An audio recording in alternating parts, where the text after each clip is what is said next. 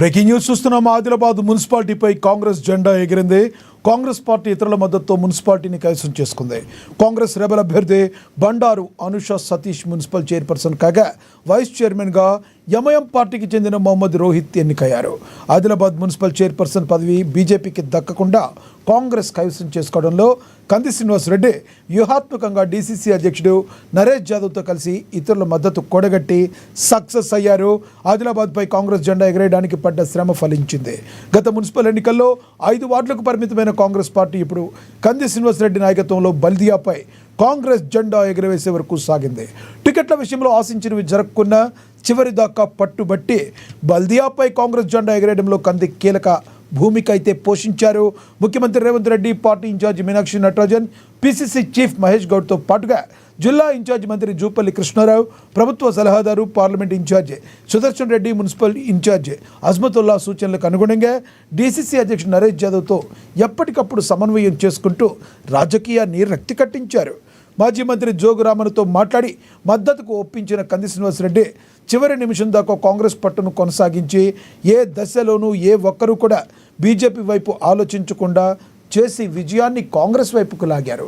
ఆదిలాబాద్లో పార్టీ విజయం కోసం నియోజకవర్గ వ్యాప్తంగా ఉన్న ముఖ్య నేతలందరినీ కంది శ్రీనివాస్ రెడ్డి ఆదిలాబాద్లో మోహరింపజేశారు.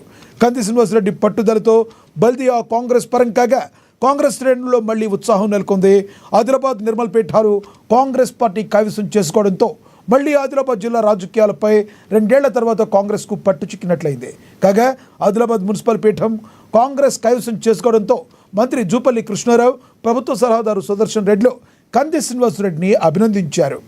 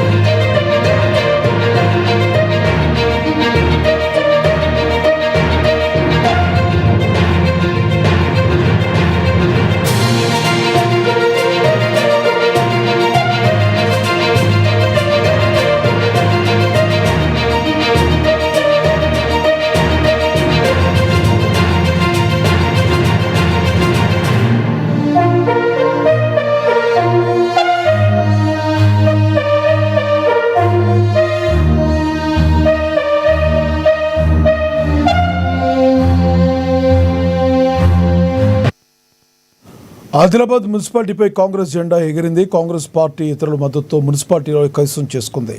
కాంగ్రెస్ రెబల్ అభ్యర్థి బండారు అనుష సతీష్ మున్సిపల్ చైర్పర్సన్ కాగా వైస్ చైర్మన్గా ఎంఐఎం పార్టీకి చెందిన మొహమ్మద్ రోహిత్ ఎన్నికయ్యారు. ఇక ఆదిలాబాద్ మున్సిపల్ చైర్పర్సన్ పదవి బీజేపీకి దక్కకుండా కాంగ్రెస్ పార్టీ కైవసం చేసుకోవడంలో కంది శ్రీనివాస్ రెడ్డి వ్యూహాత్మకంగా డీసీసీ అధ్యక్షుడు నరేష్ యాదవ్తో కలిసి ఇతరుల మద్దతు కూడగట్టి సక్సెస్ అయ్యారు. ఆదిలాబాద్ గడ్డపై కాంగ్రెస్ జెండా ఎగరేయడానికి పడ్డ శ్రమ ఫలించింది.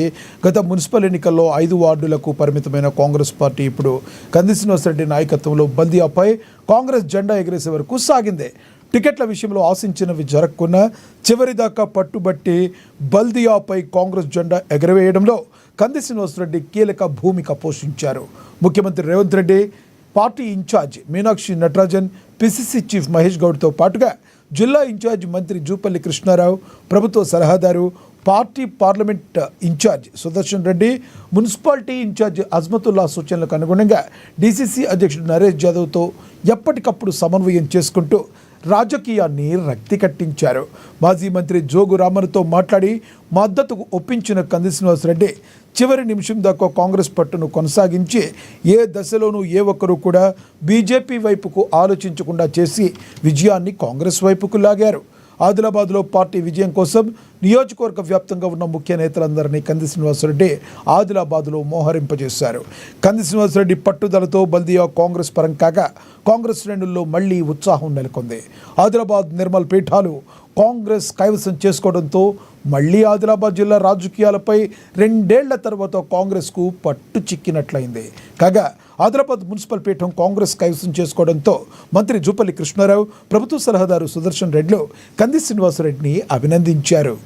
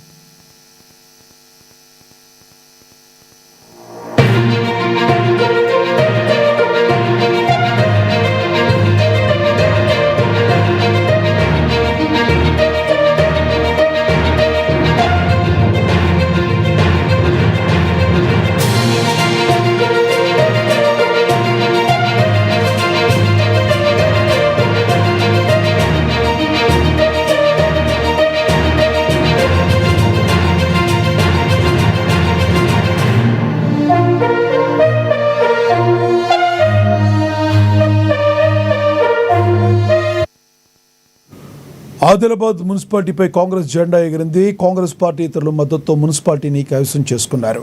ఇదే విషయానికి సంబంధించి మరింత సమాచారాన్ని మా ఆదిలాబాద్ రీజనల్ కోఆర్డినేటర్ సత్యనారాయణ అందిస్తారు.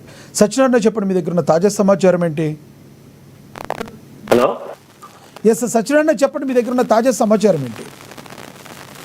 లక్ష్మీనాథ్, అయితే ముందు నుంచి కూడా కాంగ్రెస్ పార్టీ ఇటు అసెంబ్లీ ఇన్ఛార్జి కంది శ్రీనివాసరెడ్డి, అలాగే డిసిసి అధ్యక్షుడు నరేష్ జాదవ్ ఏదైతే ముందు నుంచి చెప్తున్నట్టుగా ఆదిలాబాద్ కాంగ్రెస్ పార్టీ కైవసం చేసుకుంటుంది మద్దతుదారులతో, అంటే ముందు గెలుచుకుంటుందని చెప్పారు. కానీ అనివార్య కారణాల వల్ల ఏదైతే అనుకున్నటువంటి ఓట్లు రాకపోయినప్పుడు కూడా ఈ బీజేపీకి సంబంధించి బీజేపీ వ్యతిరేక పార్టీలు అంటే కౌన్సిల్ సెక్యులర్ పార్టీల మద్దతు కూడగట్టి దాదాపుగా 2 రోజులుగా కొనసాగుతున్నటువంటి ఒక సస్పెన్స్ ఏదైతే ఇటు ఆదిలాబాద్ పీఠం, ఎందుకంటే ఇటు ఓటర్లు ఒక విలక్షణ తీర్పిచ్చారు. ఇటు ఉమ్మడి ఆదిలాబాద్ జిల్లాకు సంబంధించినటువంటి కొన్ని ఏవైతే మున్సిపల్లో హంగ్ ఏర్పడేటటువంటి విధంగా రావడంతో ఆ యొక్క మున్సిపల్లో ఒక రకమైనటువంటి 2 రోజులుగా టెన్షన్ వాతావరణం అయితే ఉంది. ఎవరు ఈ పీఠాన్ని కైవసం చేసుకుంటారనేటటువంటి ఉత్కంఠకైతే ఇవాళ తెరపడింది. ఎందుకంటే ఇటు ఉమ్మడి ఆదిలాబాద్ మున్సిపల్లో చూసుకున్నట్టయితే 49 వార్డులకు సంబంధించి 49 ఇటు కౌన్సిలర్లు, అలాగే 2 ఎక్స్ అఫీషియో, ఇటు ఎమ్మెల్యే, ఎంపీ కలిపితే మొత్తం 51లో మెజార్టీ ఏవైతుందో 26 ఎవరు దక్కించుకుంటారనేటువంటి ఆతృత మధ్య ఇటు బీజేపీకి 21 ప్లస్ 2 ఎక్స్ అఫీషియో 23. అయితే వాళ్ళకి 3 అభ్యర్థుల యొక్క మద్దతు అవసరం పడింది. అలాగే ఇటు కాంగ్రెస్ పక్షంలో చూసుకుంటే ఆల్రెడీ కాంగ్రెస్ వీళ్ళందరూ కూడా ఒకటే బస్సులో, కాంగ్రెస్ అంటే సెక్యులర్ పార్టీలకు అభ్యర్థులందరూ కూడా ఒకటే బస్సులో అయితే కలిసి వచ్చారు. వాళ్ళు దాదాపుగా ముందు నుంచి కూడా తమ వద్ద మెజార్టీ ఉందని చెప్తున్నారు. అనుకునే విధంగానే అయితే మున్సిపల్లో ఇటు అధికారుల మధ్య ఏర్పడినటువంటి యొక్క ఇటు ఏదైతే మున్సిపల్ కౌన్సిలర్ల యొక్క ప్రమాణ స్వీకారోత్సవం అనంతరం జరిగినటువంటి యొక్క మున్సిపల్ చైర్పర్సన్ అలాగే వైస్ చైర్మన్ ఎన్నికంతా కూడా ఒక పారదర్శక పద్ధతిలో, ఎందుకంటే చేతులు లేబట్టిన తర్వాత ప్రతి ఒక్కరు సంతకం తీసుకోవడము, అలాగే వీడియో ఫోటో చిత్రీకరణ మధ్య ఈ యొక్క పారదర్శకమైనటువంటి ఒక పద్ధతిలో అడిషనల్ కలెక్టర్, అలాగే 2 అడిషనల్ కలెక్టర్లు, అలాగే మున్సిపల్ ఎన్నికల అధికారి ఈ వీళ్ళందరి మధ్య కూడా ఇది ఒక పారదర్శకత జరిగింది. ముందుగా ఇక్కడ ఉన్నటువంటి అభ్యర్థులు అయితే విప్పులు జారీ చేశారు. తమ అభ్యర్థులు వీళ్ళు అని చెప్పేసి ఇటు బీజేపీ అలాగే ఇటు కాంగ్రెస్ పార్టీ కూడా వీళ్ళ మద్దతుతో ఒక కౌన్సిలర్, చైర్పర్సన్, వైస్ చైర్మన్ అభ్యర్థులకైతే విప్పులు జారీ చేశారు. ఆ విప్పుల ఆధారంగా అయితే మాత్రం అభ్యర్థులని అక్కడ చేతులు లేపడం ద్వారా అయితే చేసుకున్నారు. దీంతో ఇటు కాంగ్రెస్ పార్టీ కౌన్సిలర్ అభ్యర్థులు ఏవైతే మొత్తం సెక్యులర్ పార్టీ అభ్యర్థులు ఏవైతే ఉన్నారో వీళ్ళందరికీ కావాల్సినటువంటి ఒక మెజార్టీ 26కు మించి 27 రావడం, బీజేపీకి 21 రావడంతో జిల్లా ఎన్నికల అధికారులు మాత్రం ఇటు వీళ్ళు గెలిచినట్టుగా ఇటు కాంగ్రెస్ మద్దతుదారులతో చేర్పడుతున్నటువంటి బండారు అనుష, అలాగే ఎంఐఎం నుంచి వైస్ చైర్మన్ మహమ్మద్ రోహిత్ ఎంపికైనట్టుగా అధికారులు అయితే ప్రకటించారు. ఓవరాల్ గా చూస్తే ఇక్కడ అందరం ఏదైతే